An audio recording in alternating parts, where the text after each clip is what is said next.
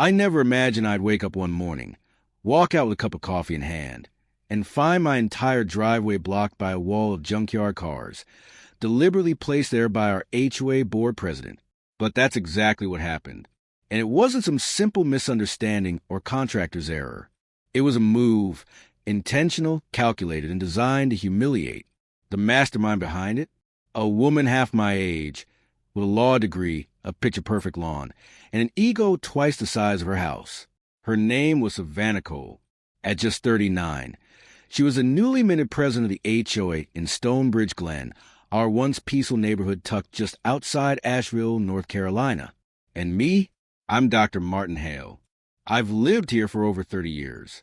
I built this home myself, laid the stonework, designed every inch of the property, from the trout pond to the old oak-lined driveway. I even added a private helipad 15 years ago when my medical logistics company took off and started airlifting critical equipment across state lines. At 61, I thought I had earned the right to enjoy what I'd spent decades building. The FAA approved the helipad. The county signed off. Every nail, beam, and slab on my land was by the book. But it didn't matter, because Savannah and her clipboard brigade didn't care about rules that came before their arrival. They cared about control. They thought I'd go quietly, that I'd cave under pressure. But what Savannah Cole and her self-appointed empire didn't realize is that I've spent my life solving problems under pressure in operating rooms and boardrooms alike. And I had something they didn't expect, a plan, and an ace up my sleeve that would change this neighborhood forever. When I first moved to Stonebridge Glen, it wasn't even called that. It was just land, open, green, untouched.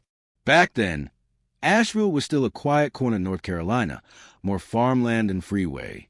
I purchased 5 acres on the edge of town, dug my own pond, and built my dream from the ground up, a workshop, a guest cottage, even a modest hangar, later converted into a helipad when my business started flying critical care equipment to rural hospitals.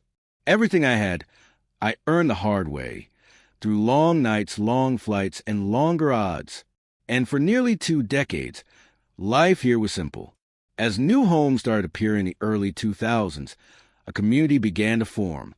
Slowly at first, then all at once. Young families moved in, and the area grew. That's when the Stonebridge Glen HOA was established, mostly to handle trash collection, streetlights, and keep the place from falling apart. At the time, I didn't object. They grandfathered me in, along with a few other longtime residents. Our existing structures and land use were protected. I had it in writing, signed, recorded, and sealed in the county registrar's office. And for years, we coexisted peacefully. Then, Savannah Cole moved in. A corporate attorney from Atlanta, she bought one of the largest new builds on the block, complete with circular driveway, imported sod, and a fence that probably cost more than my first tractor. Within months of arriving, she ran for HOA president.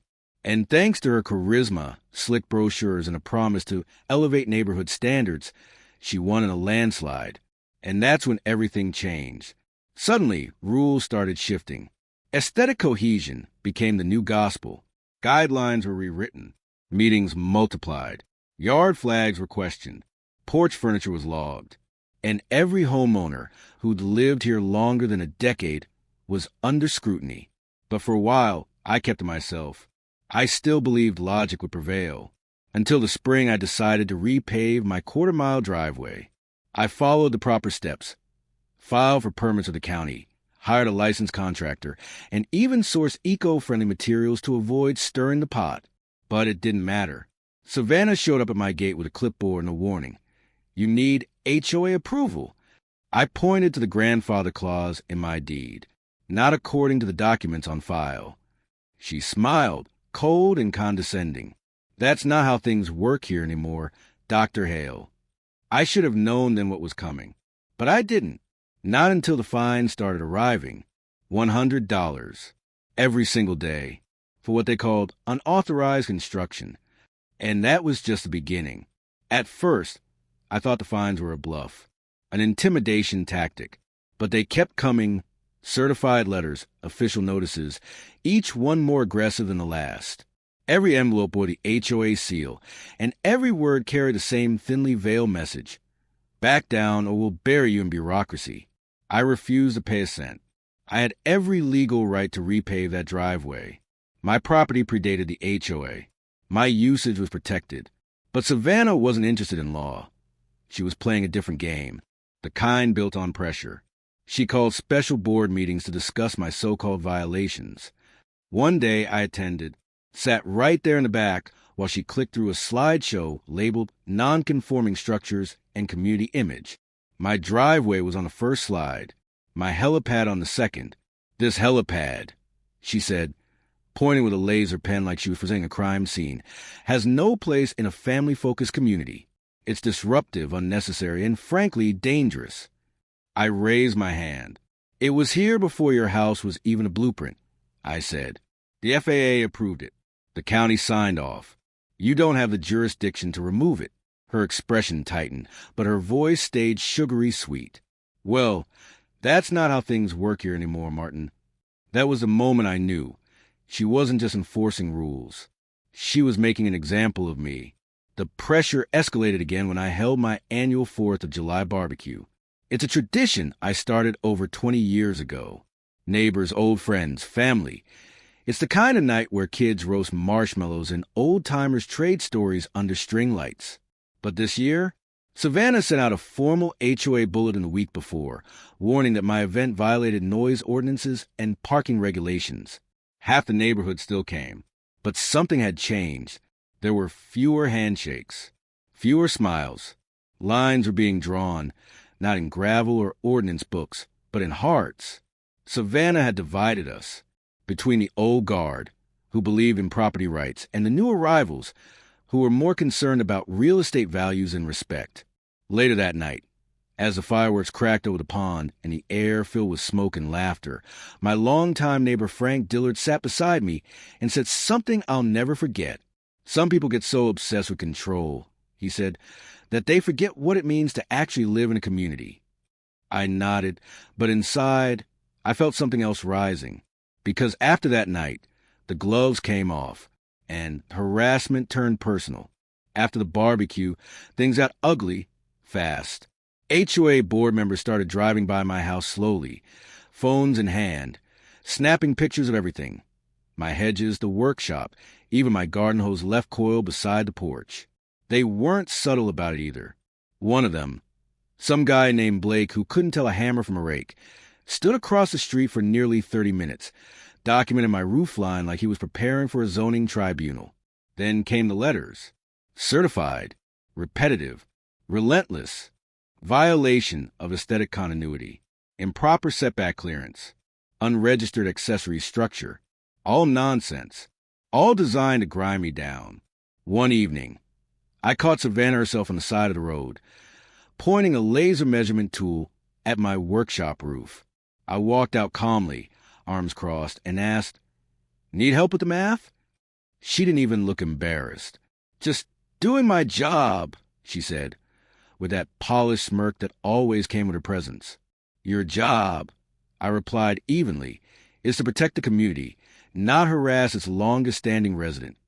She shrugged, brushing a perfectly arranged strand of hair from her face. "Times change, Dr. Hale. Maybe you should too." I didn't respond, because in that moment I realized something. This wasn't about my driveway or my helipad. It was about control. She wanted to be seen, to be obeyed, to prove that no one, not even the man who built his home before she ever arrived, was untouchable. The final straw came a week later. While I was in Virginia visiting my daughter after her surgery, the HOA held an emergency vote, scheduled conveniently while I was out of town. Despite protests from several reasonable neighbors, the motion passed, 8-5. I returned home to find a notice taped to my front door in bold red font. "You have 30 days to bring all structures into HOA compliance." That meant tearing down half my workshop, removing my boat storage, and yes, decommissioning my FAA-approved helipad. I didn't even take off my coat. I picked up the phone and called my attorney. I've known Mark Bannister since college. We built our careers side by side, me in medical transport, him in property law. If there was one person who knew how to navigate a legal ambush like this, it was Mark. When I sent him the HOA's newest compliance notice, he barely got to the first page before shaking his head. "This isn't just overreach," he said.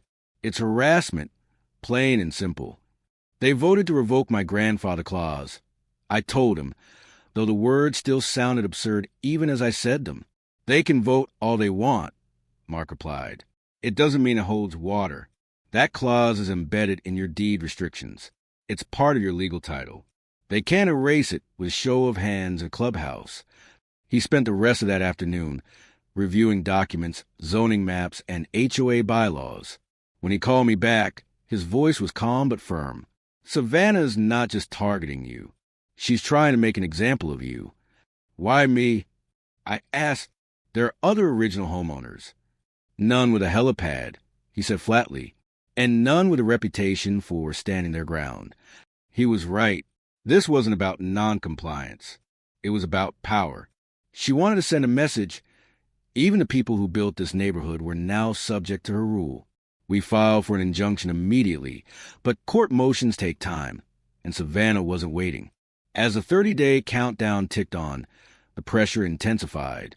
Letters came faster. Board members started stopping by unannounced, demanding entry for compliance inspections.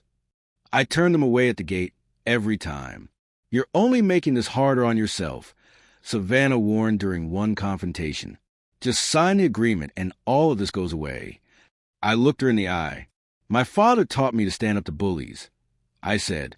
"Best lesson I ever learned." She didn't flinch, and I could see it in her eyes.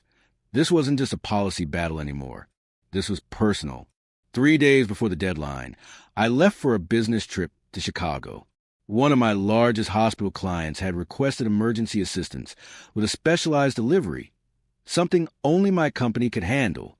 I left early that Thursday, planning to be back by Saturday afternoon. Before leaving, I stopped by my neighbor Ted's house.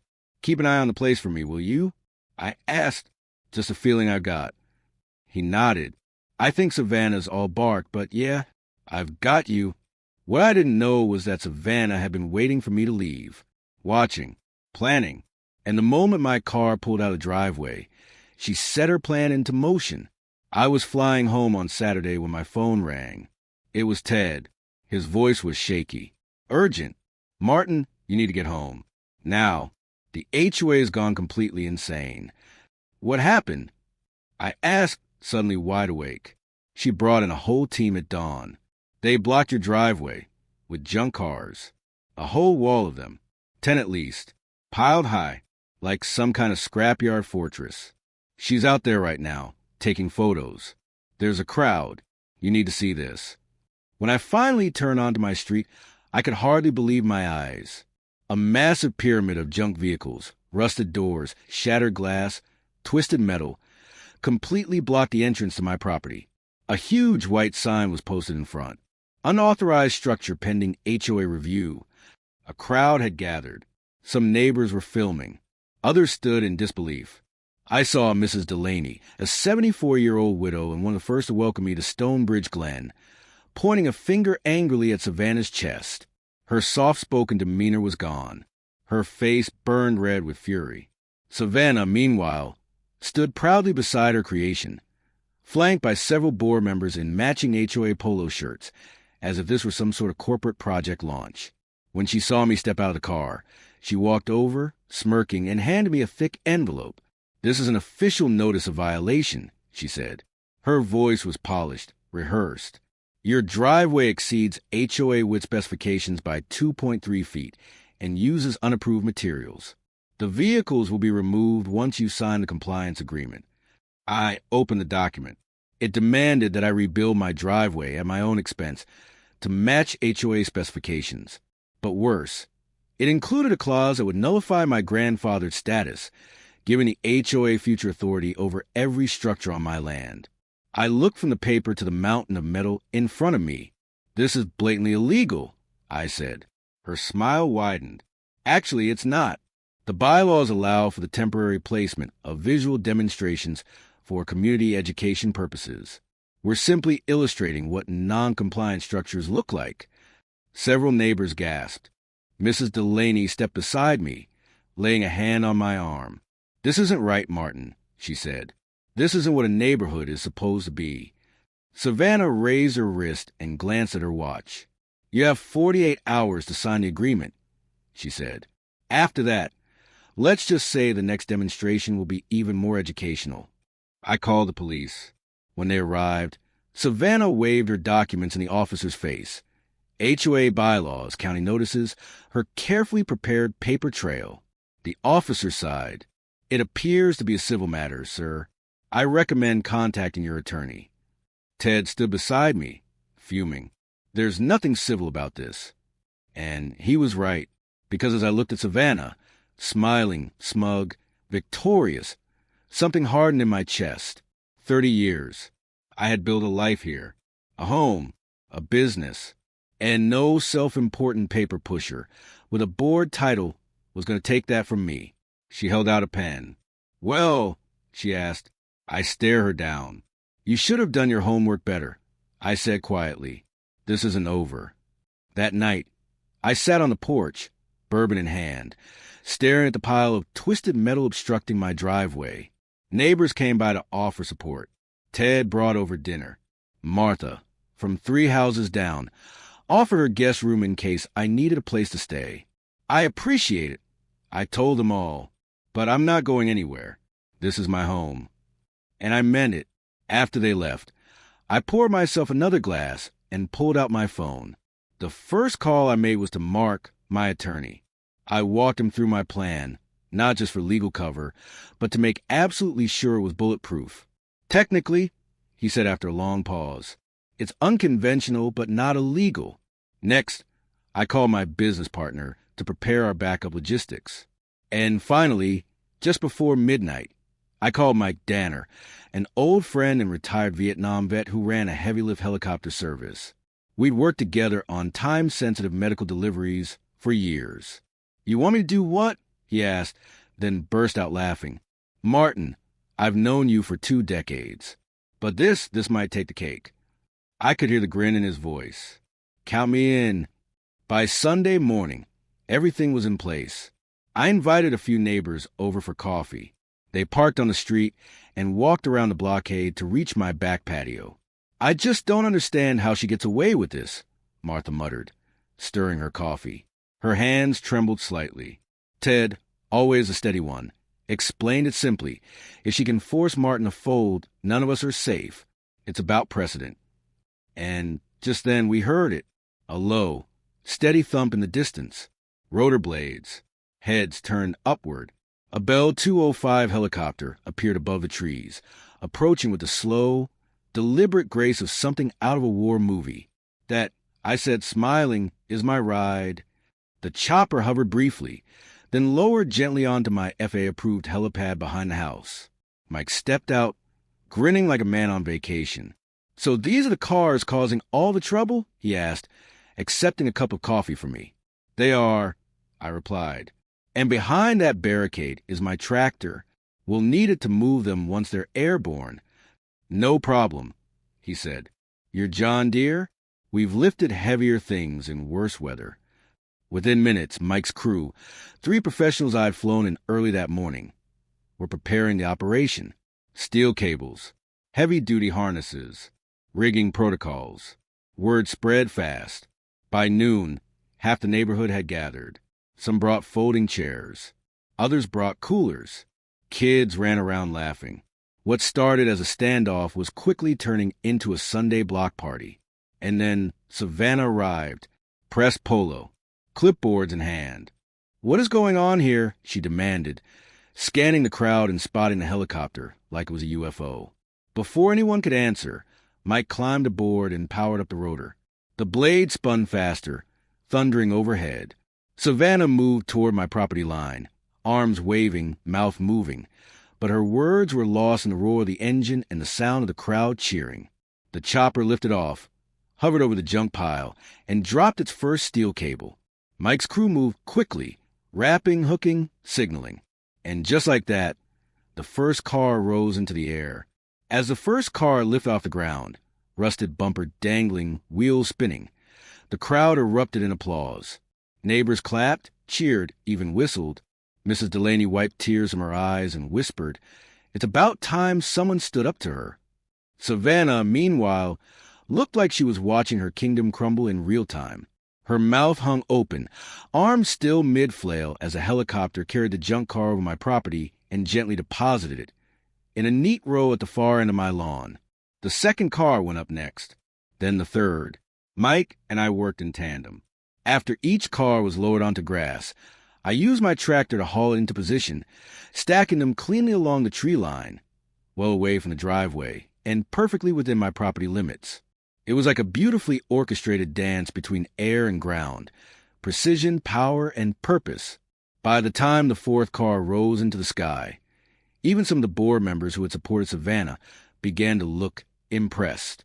A few of them took off their matching HOA polos, quietly blending into the crowd. The whole operation took less than 2 hours. 10 junk cars. Lifted, moved, cleared. When the last one was placed, Mike returned for a final landing on the helipad. He climbed out, high-fived 2 kids standing nearby, and posed for a few photos. He played up the hero act, even signing one girl's plastic toy helicopter. Savannah stood frozen. Her once perfectly pressed shirt clung to her skin, her hair tousled from the rotor wash, her clipboard now hanging uselessly at her side. She marched toward me, eyes blazing. "This is outrageous," she barked. "You have no right to remove those vehicles." The HOA placed them there legally. Without missing a beat, I pulled a document from my jacket pocket. An emergency injunction, fresh from the county court. Mark had worked through the night to secure it.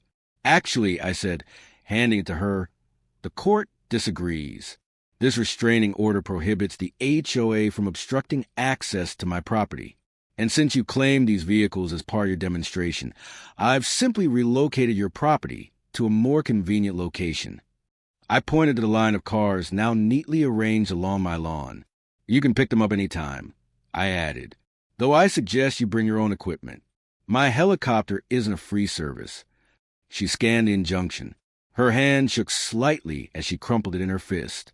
"This isn't over," she hissed. "You're right," I said. "But the next move is yours. Choose wisely." The next week was a whirlwind. The video of the helicopter lifting junk cars off my driveway spread like wildfire, first on our neighborhood text chain, then on Facebook, and eventually the local news. A reporter called me, the man who airlifted an HOA problem. A radio station dubbed me the helicopter homeowner. I didn't care much for the attention, but the impact, that was undeniable. Neighbors started talking, loudly. Stories came out, stories I had never heard before. I was fined $200 because my trash can was visible from the street for 3 hours, one woman said. "I got a violation for flying the American flag at the wrong angle," said Mr. Baker, a Vietnam vet. Mrs. Delaney added softly, "My grandkids drew with chalk on my driveway." Savannah sent me a citation for defacing pavement. It wasn't just me. Savannah's crusade had touched almost everyone. But until now, most were too intimidated or too worn down to push back. That changed. An emergency HOA meeting was scheduled the following weekend. Held in the community center, it was packed. Standing room only. People spilled into the hallway, the parking lot, even leaning through open windows to hear what was being said inside. For 3 hours, resident after resident stood up and told their story. They weren't asking for anarchy. They weren't opposed to reasonable standards. But what they were tired of was tyranny. The mic passed from hand to hand. No shouting, no screaming, just firm, honest testimonies about fear, frustration, and fatigue. Savannah sat at the front, stone-faced, flanked by the remaining board members. When her turn came, she tried to defend herself. She called the car blockade a necessary visualization of noncompliance. She described my helicopter airlift as reckless. The room erupted in boos. Someone shouted, "You blocked a man from his own home." Another, "What if there had been a medical emergency?" Then Mike stood up from the back row. He didn't raise his voice. He didn't point fingers. He simply said, "I've flown medevac in 3 wars. That operation, Safer than most commutes you folks make to the grocery store. The room fell silent. When the vote was called, it wasn't even close. 8 out of 11 board members, including Savannah, were removed. In their place, an interim board was elected. At the top of the list, Ted, my neighbor, my friend, the man who watched over my house and never backed down from calling out injustice. His first official act as president, to formally reinstate all grandfather clauses in the neighborhood and to launch a full review and reform of HOA policies with community input. When he signed the resolution, he handed me the pen. "You earned this," he said. And I realized some battles are worth fighting, especially when you're not the only one fighting them. The junk car sat on my lawn for almost 2 weeks. Kids rode their bikes past the gawk. A few families stopped to take pictures. Someone even started a hashtag Wellington Wall, though Savannah had already sold her house and moved away. Rumor was she'd relocated to a gated community with stricter rules. Honestly, that felt right. Eventually, I paid to have the cars hauled off myself. Small price to pay for peace. And I didn't scrap them either. I restored 3, with a little help from Ted and a few mechanically inclined neighbors. We fixed them up and donated them to a local vocational school's auto shop program. Ted grinned when we delivered the keys. "Turning lemons into lemonade," he said. But the biggest change wasn't in my driveway, or even in the HOA bylaws. It was in us, in Stonebridge Glen. Our monthly gatherings now rotate between homes. Neighbors who hadn't spoken in years now share meals and stories. Ted leads with fairness, transparency, and respect. And my helipad? Still here. Still legal. Still in use. Including the night we airlifted Mrs. Delaney to the hospital during a sudden heart attack. Doctors said the rapid transport saved her life. When I visited her in recovery, she smiled weakly and said, "Guess that unauthorized structure has its uses after all." It made every fight, every fine, every late-night strategy session with Mark worth it. This community, once divided, was whole again, not because we erased differences, but because we reclaimed something far more valuable, mutual respect. And as for Savannah's legacy, well, whenever someone around here faces an impossible obstacle, be a city permit, a contractor delay, or a bureaucratic roadblock, they don't complain.